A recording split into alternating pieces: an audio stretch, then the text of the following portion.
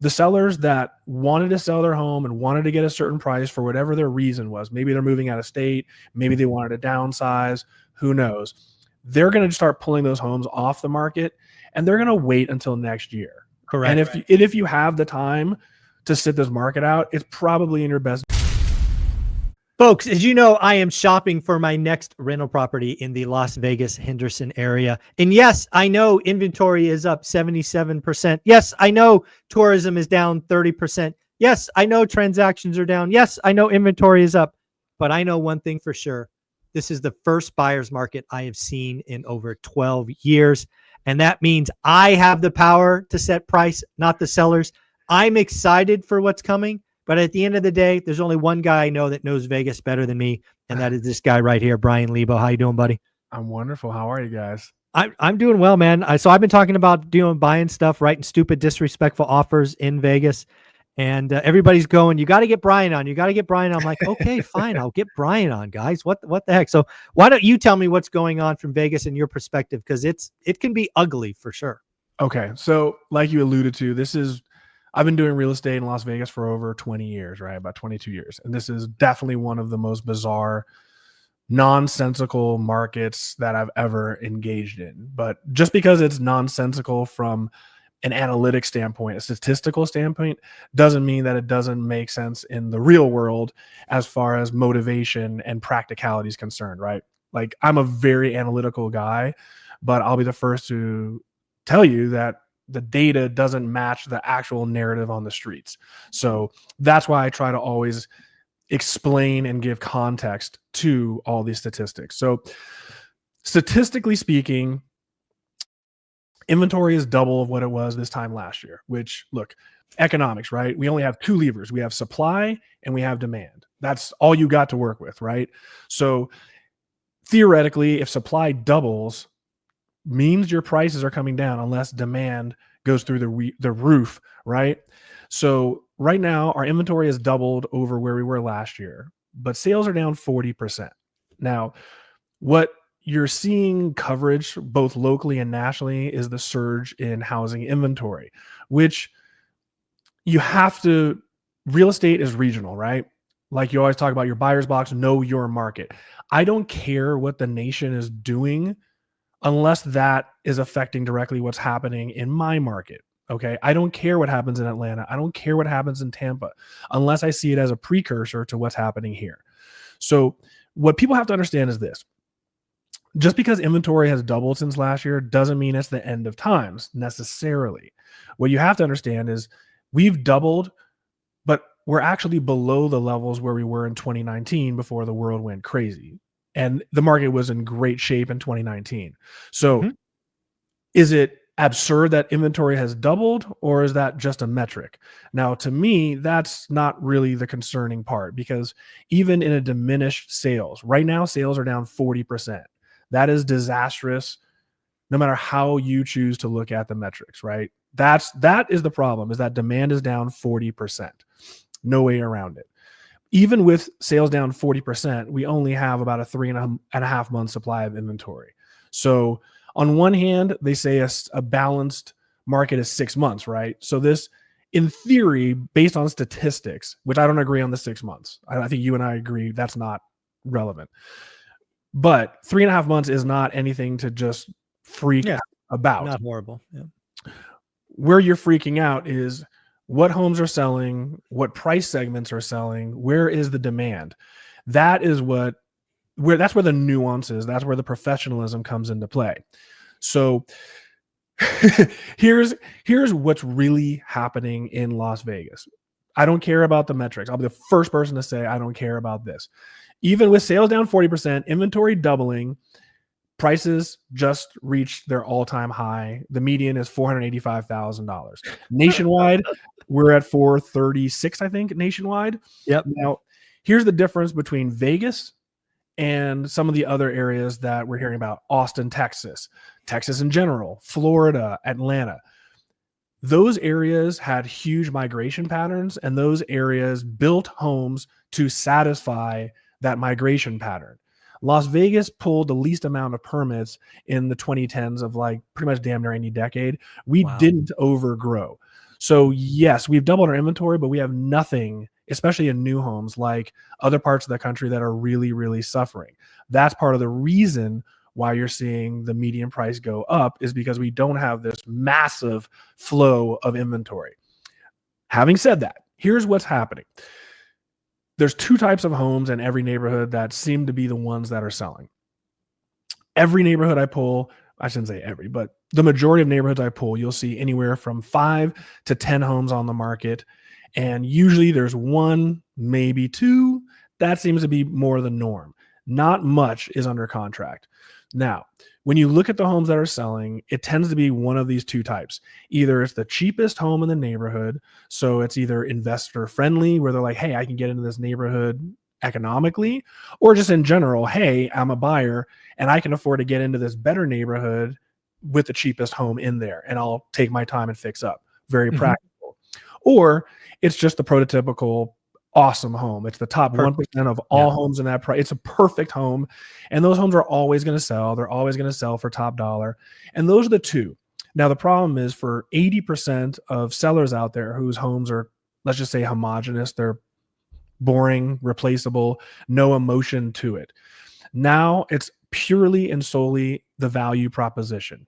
Now is the time where we look at the value of the property. When the market's going crazy and everything's emotional, people don't pay attention to the true value of a property. You either buy it or someone else is going to buy it. So get right or get left.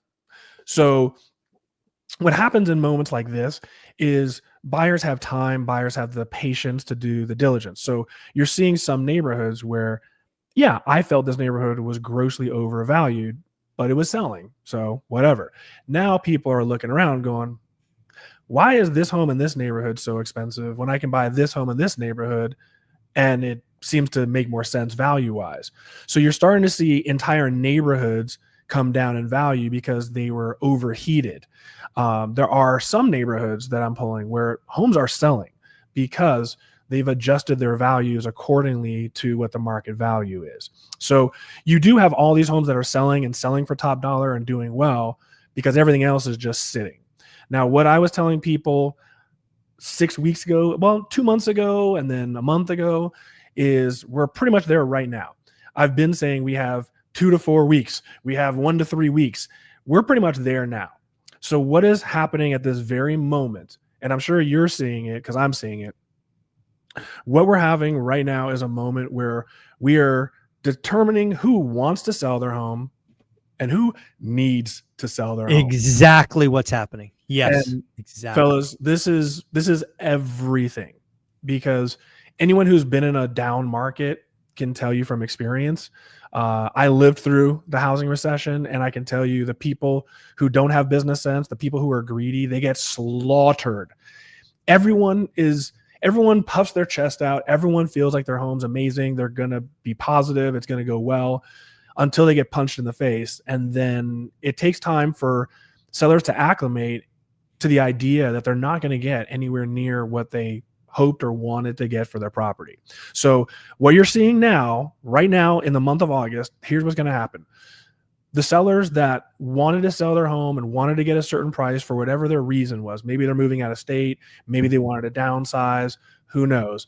They're going to start pulling those homes off the market, and they're going to wait until next year. Correct. And if you have the time to sit this market out, it's probably in your best. Probably a good idea. I'd say most likely in most circumstances, just wait for a better market next year. Probably. Now, for the rest of the sellers that need to sell their home, you should have listened to me a month ago, but now you're in the thick of it, and now the gig's up.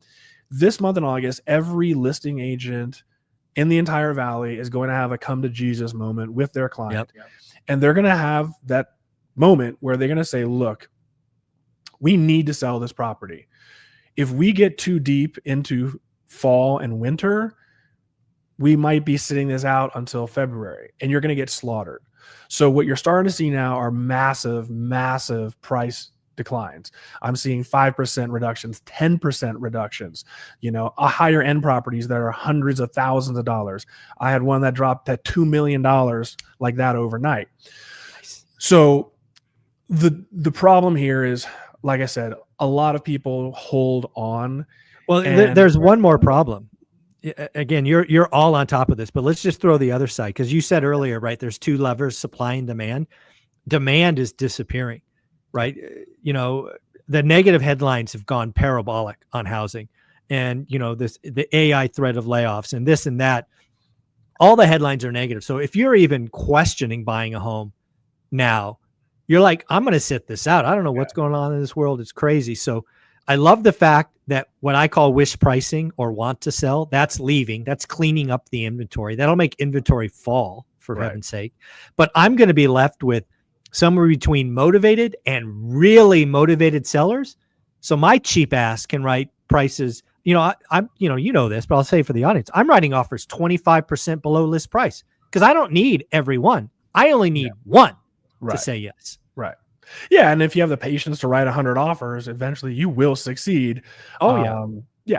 So, and the more time that goes by this year, the more likely you're going to have success rates. 25% that's aggressive, man. Right now, like, I don't know how much success you're finding at the moment, but down the line, what you really, what I've been telling my investors, what I've been telling clients on that end is most people are not going to take a 15%, 20% haircut on an offer. What they're going to do is they're going to start stair-stepping those prices down. And then that's polarizing. You drop it down 5%, 10%, and you still don't have an offer. That's when you really start freaking out. So for a lot of my clients, I'm like, look, this is the price that you want it for, and that's 20% below where they're at today. Like, they're not going to likely take that offer. But what you want to do is you want to pay very close attention to this property. Notice every 2 weeks, they're dropping the price 3%. So let's just wait. Ding. Now we're only 10, 15% off of my goal. They're desperate. They're getting motivated. This is a process. Again, this is a dance. To be clear, Brian, you know this. I expect no seller to take my first offer at 25% discount. Right. Again, I'm only writing them on properties that are days on market 60 or greater. So I'm not doing a first day listing nonsense. It's stuff that has teeth in it. Right. And again, the seller has a couple of choices. They can take it off the market because it's not selling. They can negotiate with me because, again, I'm not honestly expecting to get 25% off, but I'm starting a negotiation, which may lead to a higher price in seller financing. I'm already working on one of those as an example. Right. The seller, I might actually pay list price, but they're going to give me a 3.5% mortgage. Right. Okay. Right. It's all about payment to me. I don't care about price. So again, this is a game, and the money is made in the follow-up. I have never gotten my first offer accepted. My average is 6 follow-ups. To your point, I will set a reminder every 10 days to write the damn offer again. Right. And then magic happens because I'm a numbers guy, and I will eventually get a great deal because I know how to hunt for motivated sellers. They're out there, and we're in a buyer's market. Las Vegas is a buyer's market. It hasn't been one for a long time. Wake up, folks. In 90% of cases, you have all the power as a buyer. I've got 2 sellers right now that I know have to sell. They don't have a choice. They have to sell. And I've been trying to talk to them like, you need to be ahead of the curve, not responding, because the analogy is what sounds like a terrible offer today is a great offer tomorrow. And what happens is you don't want to lower it to this price, but someone else in your neighborhood is going to lower that price, and then you're not special anymore. So you have to undercut them in order to really get attention. So yeah, it's funny. You sent me you and I were looking at doing a flip in a particular neighborhood. As I recall the price points, we went and saw like 5 houses together. I think at the time they were like 950 to 1.2 kind of listings for these big ass houses. And you sent me a list of these houses. They're selling in the 7s, or at least a similar neighborhood. It's got some stuff in the high 7s. Yeah, same homes, different neighborhood. Yeah, different neighborhood. But that one neighborhood that we were looking at, there's 16 homes for sale, 1 under contract. Yeah. So what's going to happen in that neighborhood's not that big. It's not 1,000 homes in this neighborhood. It's probably 150 or something. But yeah, you've got 10%. So what's going to happen in a neighborhood like that is somebody's going to cry uncle, and they're going to slash. Yeah, and then everybody's going to have to follow. 1 out of those 15 people desperately needs out. And it's going to come to the point where what price do you need to break even? It will. It absolutely will become that conversation. I've got to sell it right now. And that's exactly where we are. Is they didn't listen when I told them to be aggressive. Now they're seeing the light. But the problem is now it's gotten a little bit late in that conversation. So now the conversation is going to, at what price can you walk away? And that's it. Instead of walking away with $10, $20, $30, $40,000, which we could have accomplished from the beginning, but many sellers tell me, and this is the worst way of thinking, I need to walk with this much money. That's great. If you don't need to sell your house, then you do you. But if you need to sell your house, the market doesn't give a rat's ass what you need. The market will dictate the value.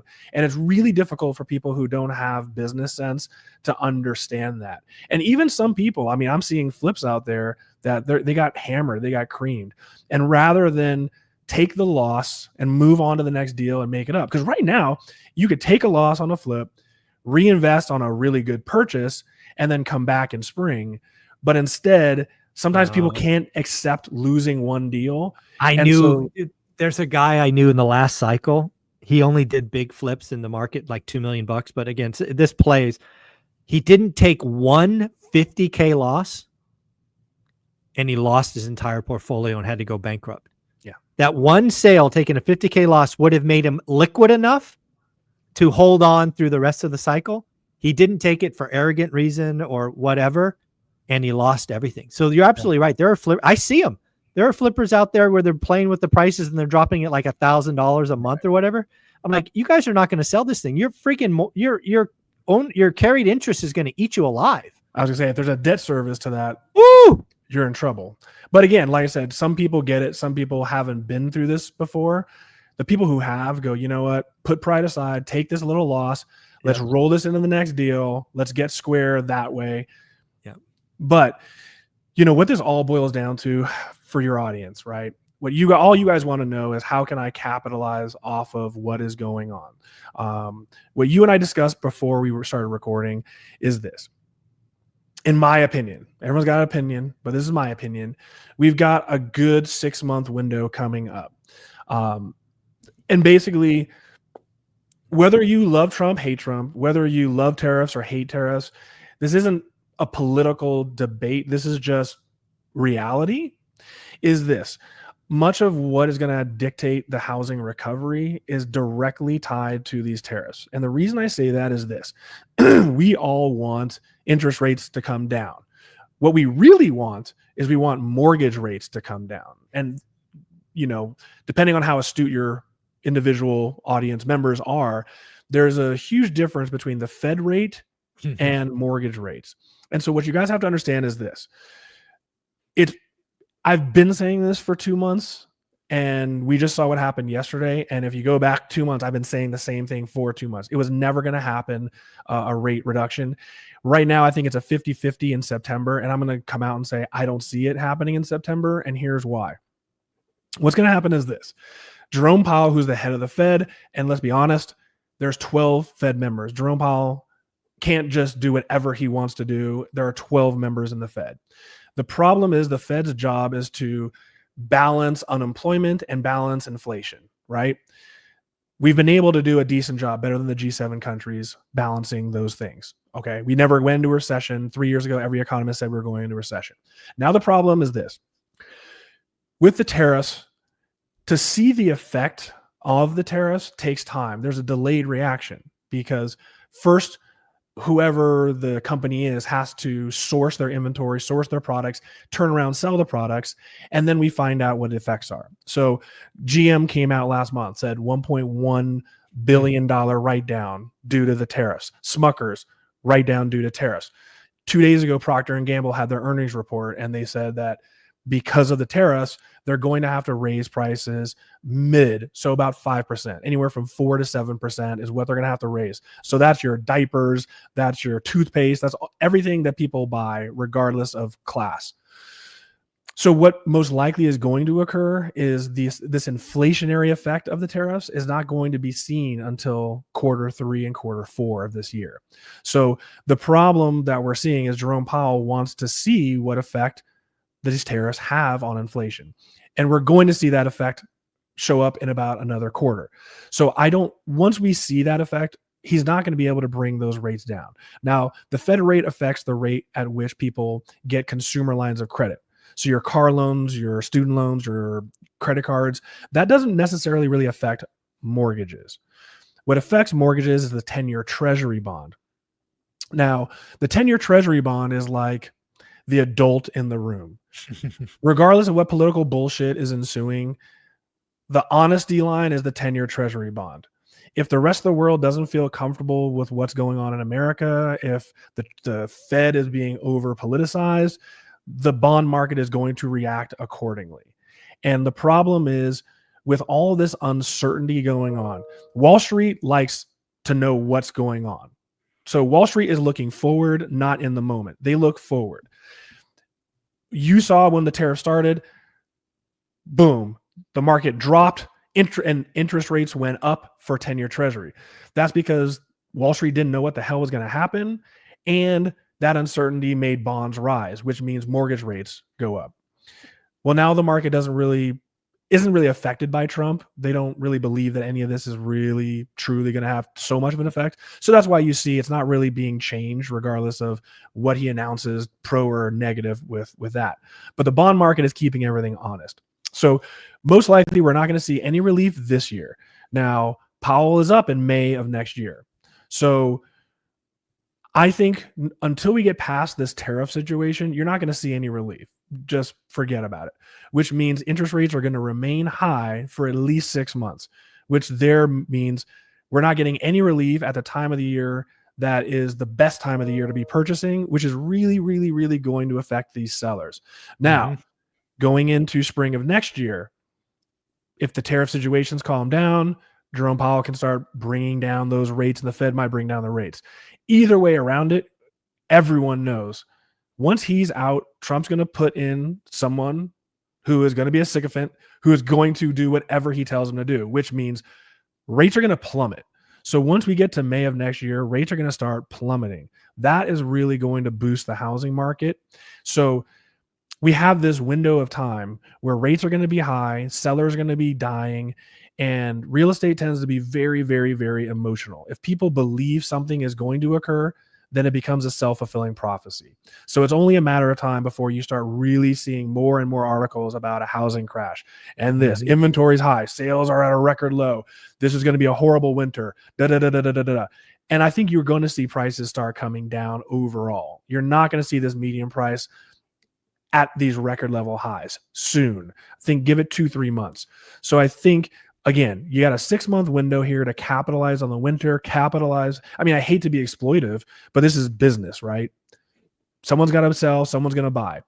There's going to be people that have to sell low, and that's the opportunity over these next 6 months before we get to close to May of next year and before we start seeing those Fed cuts. So, yeah, I couldn't agree more. Again, we're in a buyer's market.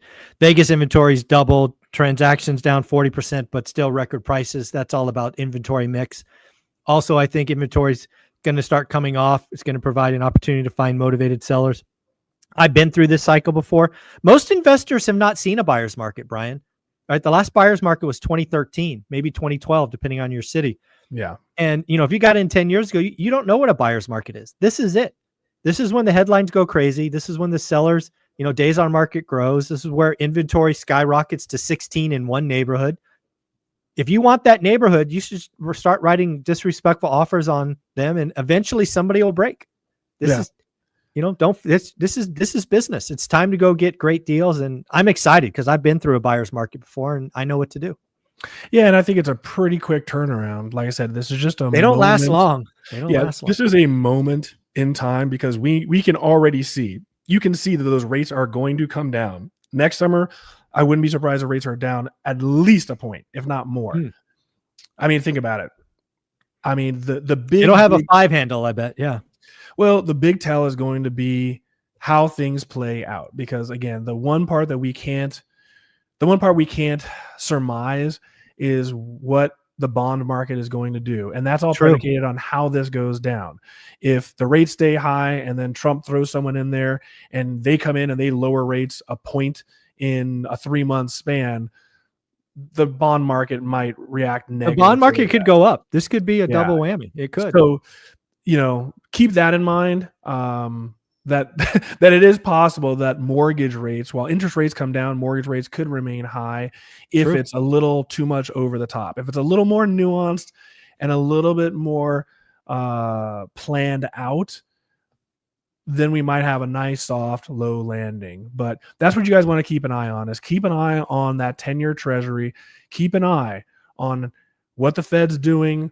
And especially once we get through this year, going into spring, Jerome Powell is a lame duck. So he's on his way out. Let's just see if he starts gently lowering those rates, and then another guy comes in, continues the trend, and everything comes smooth. If you start seeing that happen, it's off to the races.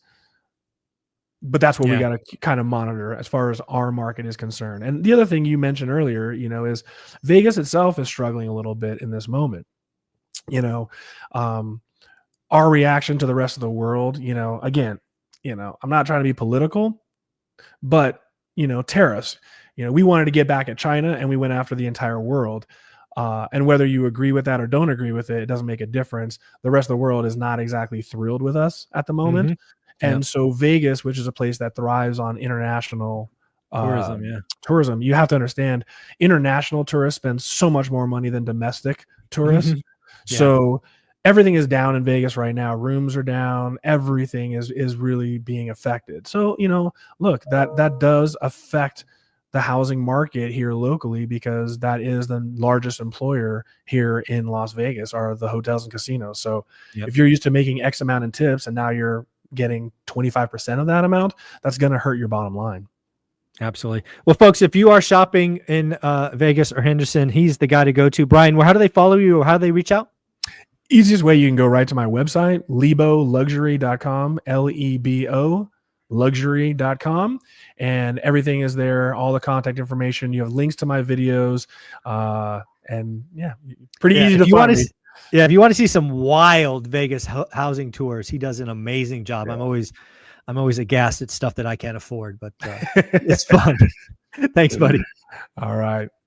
See you guys next time.